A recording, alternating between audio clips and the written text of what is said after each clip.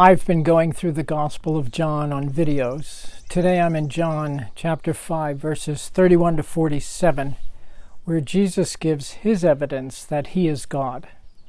In the text right before this one, Jesus claimed to be equal with God.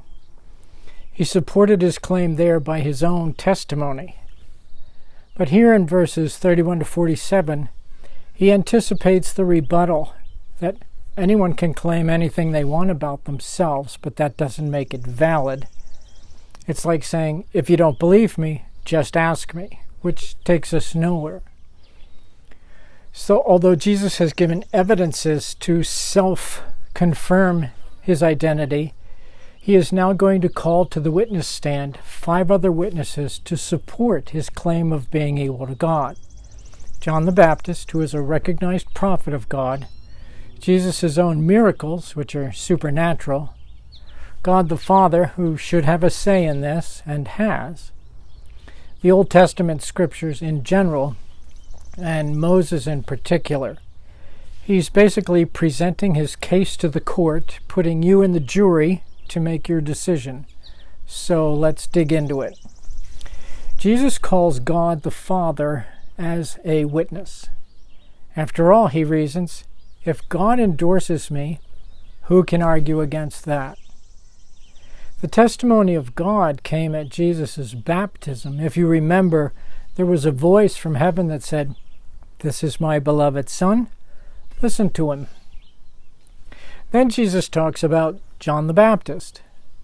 Jesus' audience had accepted John as a legitimate prophet from God, as unquestionably truthful and accurate, a man whom God has sent.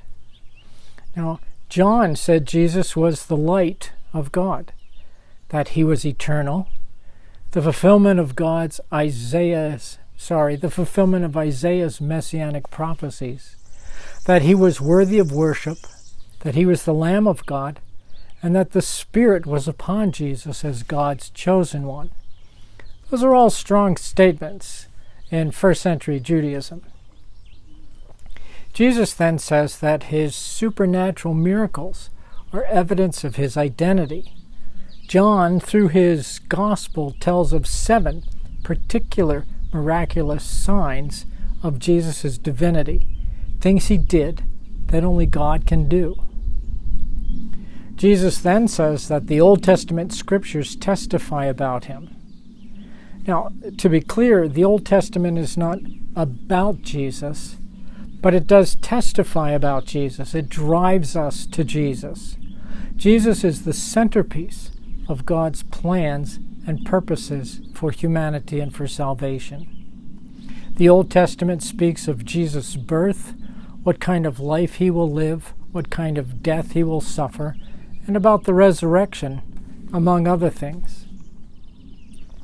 Lastly, Jesus says Moses wrote about him, in particular in prophesying the prophet who was to come, but in other ways also that Jesus refers to through his ministry.